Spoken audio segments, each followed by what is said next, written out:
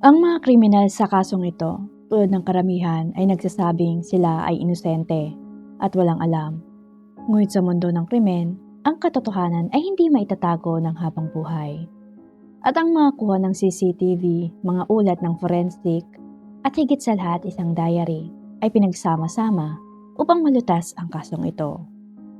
Ang bida sa istorya ngayon ay si Lee Si-woo, na ipinanganak noong September 8, 2011 sa bansang South Korea. Sa panahon ng kasong ito, siya ay 11 taong gulang pa lamang, na dapat ay nakatutok sa mga pagsusulit sa middle school at kinugugol ang mga katapusan ng linggo sa paglalaro. Siya ay isang tahimik na bata na walang problema. Ang kanyang ama na 39 na taong gulang na si Lee Chang-an at ang kanyang madrasta na 42 taong gulang na si Lee Soo-jin, ang kanyang mga legal na tagapag-alaga. Magkakasama silang nakatira sa isang apartment sa Namdong-gu, Incheon, South Korea. Kasama din nila ang 2 batang anak na babae ni Soo-jin mula sa unang asawa nito na 4 at 3 taong gulang lamang. Kung titingnan sa panlabas na anyo, ang lahat ay mukhang perpekto at masayang pamilya. Ang madrastang si Soo-jin ay lubos na aktibo sa simbahan. Palaging nagboboluntaryo lalo na kung may gathering na magaganap.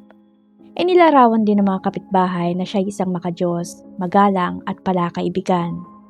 Samantala, ang ama ni Si-woo na si Chang-an ay isang matagumpay na businessman na namamahala ng ilang negosyo, mula sa isang dealership ng mga second-hand cars hanggang sa isang kumpanya ng interior design.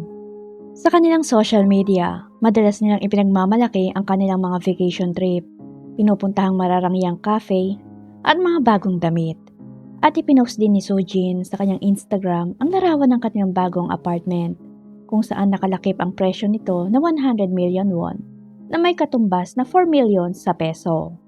At sinabi ng mga kapitbahay sa complex na tila si Soo-jin ay mayaman, dahil naiulat din nagmay-ari siya ng isang van, isang sedan, at maging isang camping caravan.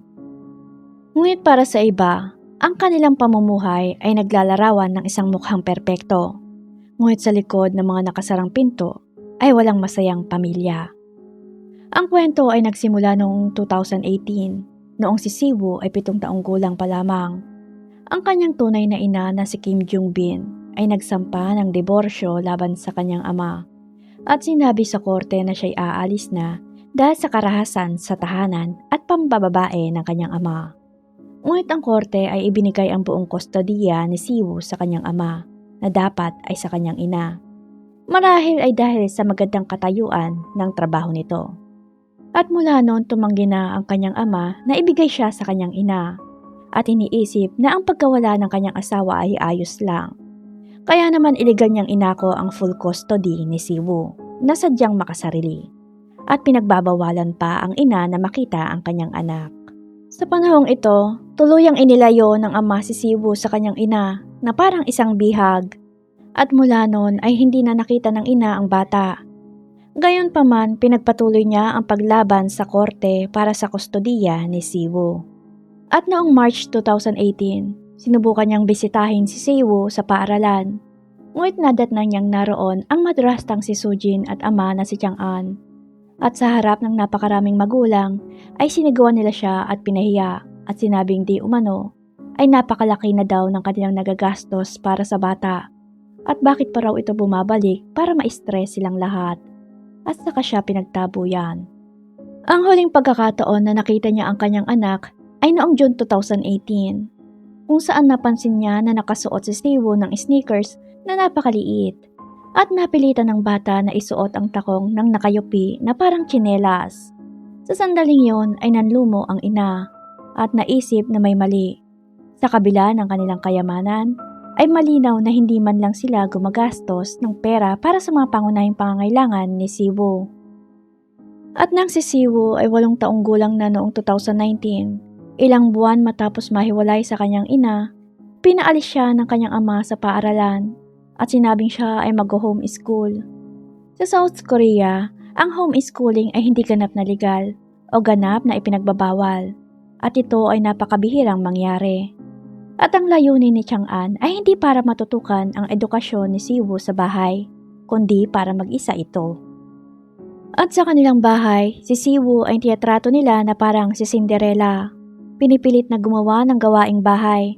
Walang tigil na sinisigawan, pinaparusahan ng walang dahilan. At walang katapusang iniiwan para maglinis.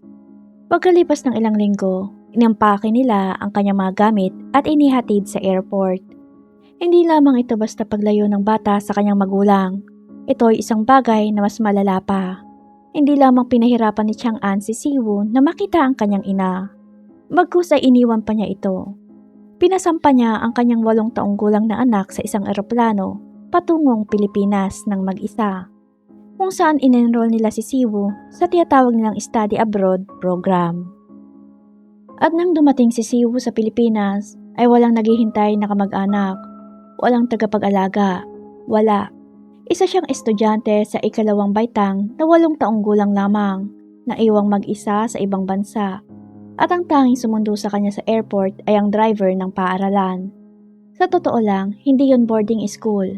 Iyon ay isang parusa mula sa isang lalaking masyadong bitter na hindi kayang makita na maging masaya ang anak, na tumira kasama ng kanyang ina na siyang tunay na may kustodiya sa bata. 8 buwan ang kinukul ni Siwoo sa Pilipinas nang nakahiwalay sa pamilya. Pagbalik niya sa Korea, hindi na siya yung batang palaging nakangiti na mahilig sa cartoons, na may nakakatuwang muka at nakakagigil. Ang kanyang mga mata ay lumamlam, na may marka ng kapabayaan at talagang nag-iba. Balisa siya at palaging tumitingin sa kanyang likuran, lalo na kapag malapit lang ang kanyang madrasta. Kung minsan ay nakakatakas siya at lumalabas ng bahay para makipaglaro sa mga kaibigan o makita ang kamag-anak. Kung saan naririnig namang ito ang ama ni Siwoo na nagbabanta, "Kung hindi ka makikinig sa madrasta mo, ibabalik kita sa Pilipinas."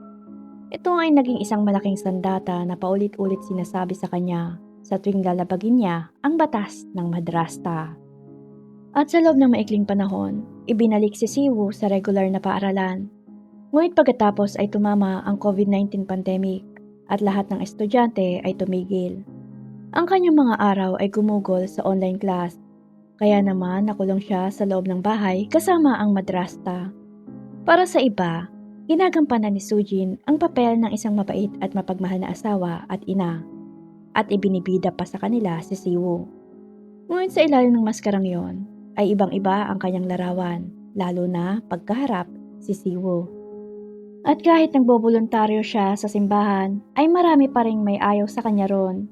Dahil palagi siyang nagsisinungaling tungkol sa anumang bagay na kaya niyang gawin. At ang kanyang mga kasinungalingan ay napakalinaw na nakikita ng lahat. At ang pinaka-best part ng kasinungalingan ay ang pinanggalingan ni Soojin na mayaman mula pagkabata.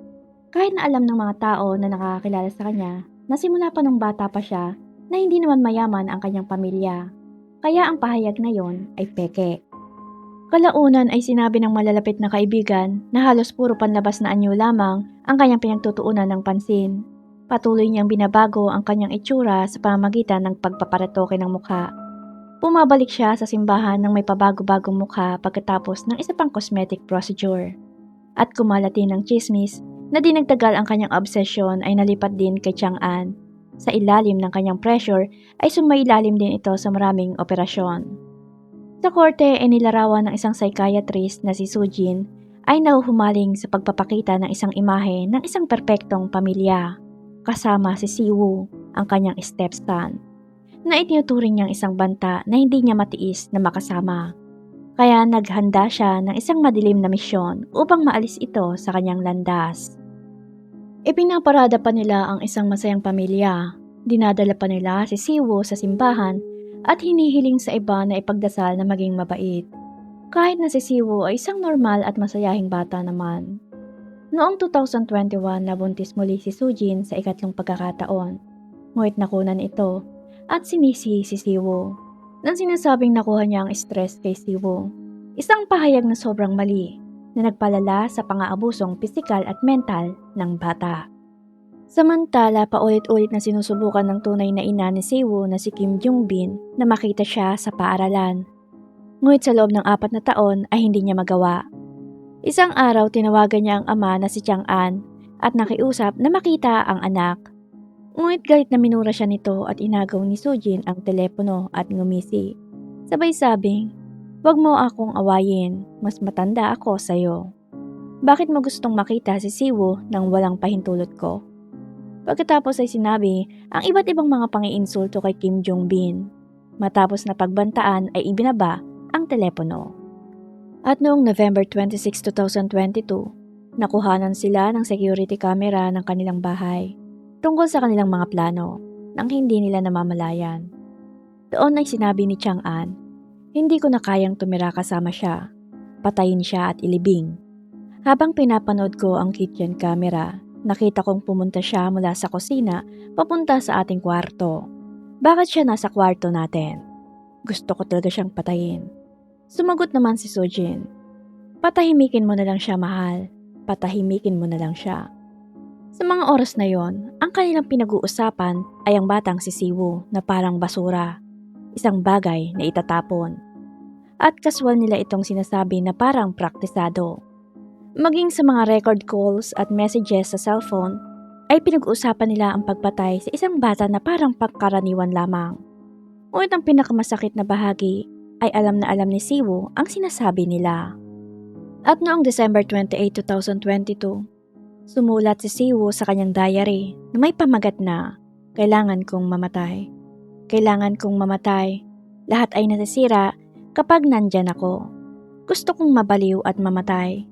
Ngunit 11 taong gulang pa lamang si Siwoo at naisusulat na niya ang mga ganong bagay na noon ay mahigpit na ipinagbabawal sa paaralan. Pinapalabas ng kanyang ama at madrasta na si Siwoo na nag-homeschooling siya. Ngunit mas masakit ang katotohanan na hindi. Sa panahon ng December 2022, nang matapos ang pandemic, ay regular nang bumalik ang mga klase sa paaralan. Pumunta si Sujin sa paaralan at sinabing ililipat nila si Siwoo sa home education. Ang mga guro ay naguluhan dahil ang mga homeschooling sa South Korea ay bihira at kadalasan ay para sa mga batang may malalang problema sa pag-uugali. Ngunit si Siwoo ay tahimik at mabait. Siya ang uri ng bata na hindi kailanman nagdudulot ng gulo. Bagamat siya ay may pagkamahiyain, tinatawag ito ng mga guro na siya ay nakakaranas ng depresyon. Minsan ay nakakita ang mga kapitbahay ng mga piraso ng katotohanan. Inilarawan ng isang kapitbahay na nakita niya si Siwoo sa labas ng apartment, na suot ang manipis at maruruming damit sa nagyayelong panahon.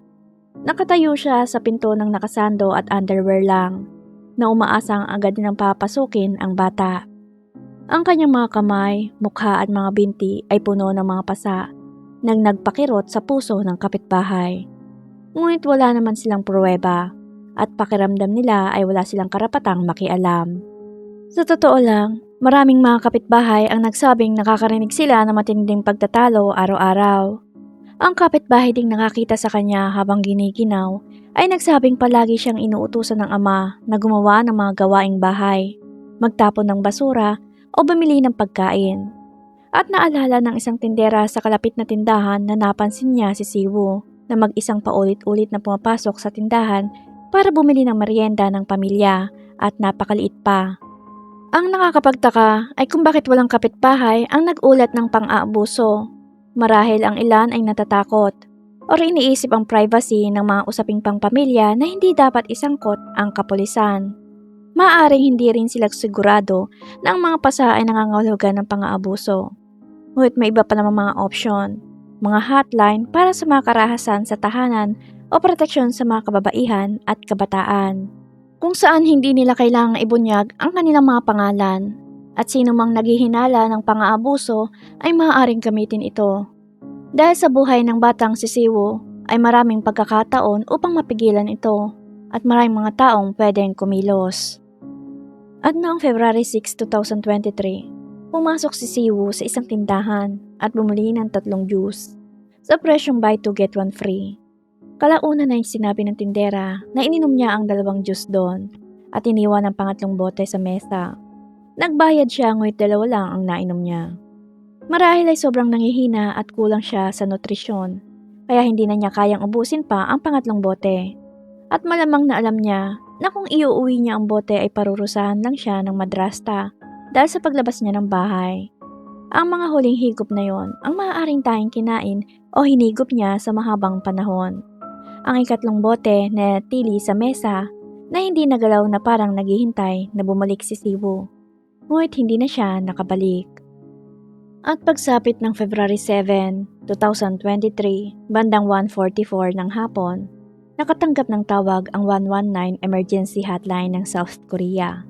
Mula kina Sujin at Chang'an na nag-uulat na di umano, ay natagpuan nila si Siwu sa kanyang kwarto ng walang malay. Agad na pasugod ang paramedics na nadatnan si Siwu na wala ng tibok ang pulso. Agad silang nagsagawa ng CPR sa bata, saka agarang dinala sa pinakamalapit na ospital. Ngunit sa kasamaang palad ay wala na si Siwu. Balikan natin sandali at tingnan ang kanyang mga huling buwan, kung saan naputol ang kanyang pakikipag-ugnayan sa paaralan, mga kaibigan, at maging sa kanyang tunay na ina na si Kim Jong-bin. Ang kanilang bahay ay puno ng CCTV camera na ipinalagay ng kanyang madrasta na si Sojin. Hindi para sa kanilang proteksyon, kundi para kontrolin ang lahat ng kilos ni Siwu. Dahil nauhumaling sila sa panonood sa kanya. At sa mga speaker, maririnig ang kanyang paninigaw kay Siwu at pang-iinsulto. At sa kalagitnaan ng gabi, ay ginigising nila si Siwu ng alas 4 o alas 5 ng umaga at pinipilit siyang isulat ang mga pahina mula sa Biblia na umaabot hanggang alas 8 kapag aalis na si Chang'an papuntang trabaho. At sa loob ng 6 na oras bago siya mamatay, nakita sa CCTV camera ang kawawang si Siwu. Ang kanyang mga kamay at paa ay nakatali sa isang upuan na may pantalong nakasaklob sa kanyang ulo. Iniwang mag-isa sa madilim na silid na may iniindang karamdaman sa loob ng 16 na oras. At pagdating ng mga paramedics, isinalaysay ng kanyang katawan ang kwento ng mga taon ng paghihirap. Siya ay kalansay dahil sa malnutrisyon, puno ng mga pasa at peklat. Ang ilan ay sariwa pa, ang ilan naman ay pagaling pa lang. Mga patunay ng pangmatagalang pang-aabuso. Dahil madalas siyang bugbugin ng kanyang madrasta gamit ang anumang bagay na mahawakan nito, kahit isang plastic hanger. At ang mga resulta mula sa autopsy ay nagpakita ng malubhang panloob na pinsala. Hindi pa matukoy ang eksaktong sanhi ng kanyang kamatayan. Ngunit walang duda na ito ay nagmula sa pagpapahirap na ginawa ni Sujin at Chang'an. At nang siya ay mamatay, siya ay tumitimbang lamang ng 29.5 kilo at 149 centimeters lamang ang taas. Ang sukat ng kanyang katawan ay 12.9 na napakapayat at ang buong katawan ay isang mapa na puno ng pagdurusa, ebidensya ng isang ninakaw na pagkabata. At natuklasan din sa autopsy ang mahigit 200 pinsala mula sa mga pasa hanggang sa mga sugat na dulot ng matulis na lapis. Pagpaso gamit ang posporo, gunting at isang matalas na dulo ng kompas. Walang anong parte ng kanyang katawan ang hindi nagalaw at ang pangmatagalang palatandaan ng malnutrisyon ay hindi nagsimula sa loob lamang ng 1 taon. Pagkus nagsimula ito nung nakuha ng kanyang ama ang kanyang kustodiya na nauwi sa pagpapahirap at gutom. At noong February 10, 2023, 3 araw matapos inanunsyo ang kanyang pagkamatay, binuksan ng kapulisan at ng Women and Juvenile Investigation Unit ang kaso dahil napansin ng hospital na kahinahinala ang kanyang pagkamatay. Kung saan inaresto ang madrastang si Sujin at ama na si Chang'an. Ikinulong si Chang'an dahil sa paulit-ulit na pang-aabuso sa bata sa ilalim ng Special Child Abuse Law at kinasuhan naman si Sujin ng pang-aabuso sa bata na nagresulta sa pagkamatay nito. At ang 2 pang anak ng mag-asawa ay inilagay sa child care facility. Sa interogasyon, itinanggi nila ang lahat na sinasabing ang mga pasa ay gawa mismo ni Siwu sa kanyang sarili. At ang bata di umano ay may marahas daw na pag-uugali, kaya napatalsik ito sa paaralan. Sinabi din nilang siya ay mapanganib na bata, kaya't kailangang itali sa bahay, kung saan inamin naman nila ang malupit na parusang ibinibigay nila kay Siwu. Ngunit nangatwiran sila na hindi nila naisip na ang mga aksyong yon ay makakasama sa kanya. At nang mas malalim pang maghukay ang mga investigador, bumagsak ang kanilang kasinungalingan dahil 2 mahalagang ebidensya ang natagpuan ng mga otoridad. Una, ang mga CCTV camera sa buong bahay na naka-live streaming sa mga telepono ni Sujin at Chang'an. Ibig sabihin, ang bahay ay isang selda ng bilangguan. At ang kanilang telepono ay puno ng mga mensahe. Kaswal nilang pinag-uusapan ng bata na di umano. Kapag nakikita daw nila itong nakaupo sa banyo, ay naiisip ng ama na gusto niya itong patayin.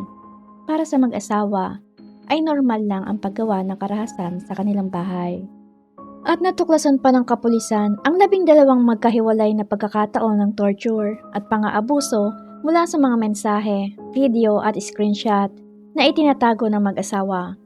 At mayroon pa silang 16 na oras na huling footage kung saan natuklasan nilang madalas siyang sinasaktan ni Sujin kapag umaalis siya ng bahay nang walang pahintulot. Malamang kung magpapaalam naman siya ay hindi siya papayagan at nang nawalan siya ng ilang buwan sa kanyang pitaka.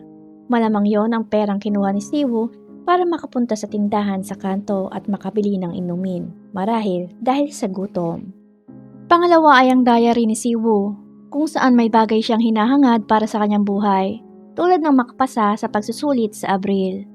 Gumugol ng masayang oras kasama ang kanyang pamilya, at sa huli ay mawala ng mas maaga. Ngunit nagsimula ang kanyang diary noong 2020. Ang laman ay ang kanyang ina o madrasta na hindi niya maintindihan ng pag-uugali. Nakasulat din doon ang mga trabaho na pinapagawa sa kanya, kung saan naging full-time tagapaglinis siya ng bahay. Noong November 13, 2021, inilarawan niya ang pagkuskus ng inodoro gamit ang kanyang kamay. Inuutos ito ng kanyang madrasta tuwing Sabado. At noong November 26, 2022, sinimulan niyang itala ang mga parusa. Lumabas siya ng umagang yon sa kanyang kwarto dahil naiinip siya sa kanilang bahay. Ngunit itinali siya ni Sujin sa isang upuan at saka umalis. Sa puntong yon ay nakaramdam daw siya ng takot. Pagkalipas ng isang linggo, noong December 5, 2022, sinabi niyang wala siyang ginagawa, pero pinagalitan siya ng kanyang madrasta nung nakita siya nito. Hindi niya alam kung bakit, pero takot na takot siya dito. Pagkalipas ng ilang araw, sumulat muli siya at sinabing hindi masaya ang kanilang hapunan dahil nag-away ang mga nakababata niyang kapatid na babae at nagalit ang kanyang madrasta. Sinaktan sila at pagkatapos ay sinaktan din siya at sinabing kasalanan daw niya lahat. Paulit-ulit daw sinabi ni Sujin sa kanya na mamatay na siya sa lalong madaling panahon.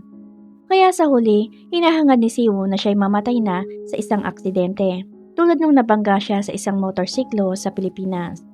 At sinabi din niyang malapit na siyang mamatay dahil matutuwa ang lahat kung mawawala siya, gaya daw ng sinabi ni Sujin sa kanya.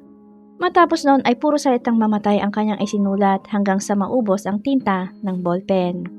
Nagsimula ang paglilitis noong April 2022. Sa korte, parehong itinanggi nila Sujin at Chang'an ang anumang plano ng patayin si Siwoo. Ngunit ang mga ebidensyang hawak ng kapulisan ay napakalinaw. Paulit-ulit nang sinabi na hindi nila sinasadyang patayin ito. Unang nagpatotoo si Sujin, umiiyak na sinasabing nawalan siya ng kontrol dahil sa hirap ng kanyang pagbubuntis.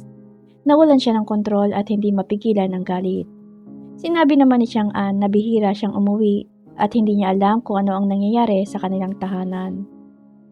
Samantala, ang tunay na ina ni Siwoo na si Kim Jong-bin ay nakaupo sa korte upang magmakaawa sa hukom para sa pinakamabigat na sintensya. Ilang taon na niyang ipinaglalaban ang kustodiya ng anak at 4 na taon na niyang hindi nakikita o nakakasama ito. At noong August 25, 2023, tuluyang hinatulan ng District Court sina Sujin ng 17 taon na pagkakakulong dahil sa pang-aabuso na nagresulta sa kamatayan. At si Chang'an naman ay 3 taong pagkakakulong dahil sa paulit-ulit na pagmamaltrato sa bata. Sinabi ng korte na malinaw ang pang-aabuso at pagpapahirap, ngunit hindi mapapatunayan ng mga taga-usig ang direktang intensyong patayin si Siwoo. Nang ibinaba ang sintensya, umakto sina Sujin at Chang'an na nagsisisi at umiyak.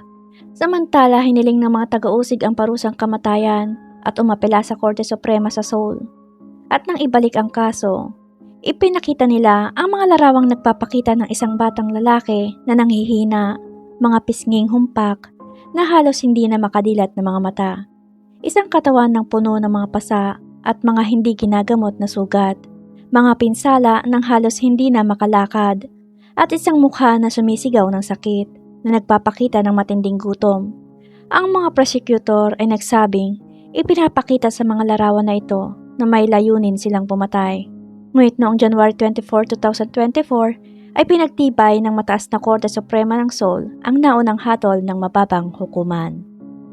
Si Siwoo ay isang batang mahilig magsulat. Ang kanyang kwaderno ay puno ng mga listahan at maliliit na pangarap na nagpapakita ng isang puso na puno pa rin ng pag-asa at buhay. At kahit na gumagawa ng mga gawaing bahay, naniniwala siya'y kapaki-pakinabang at palaging iniisip na maging isang mabuting bata.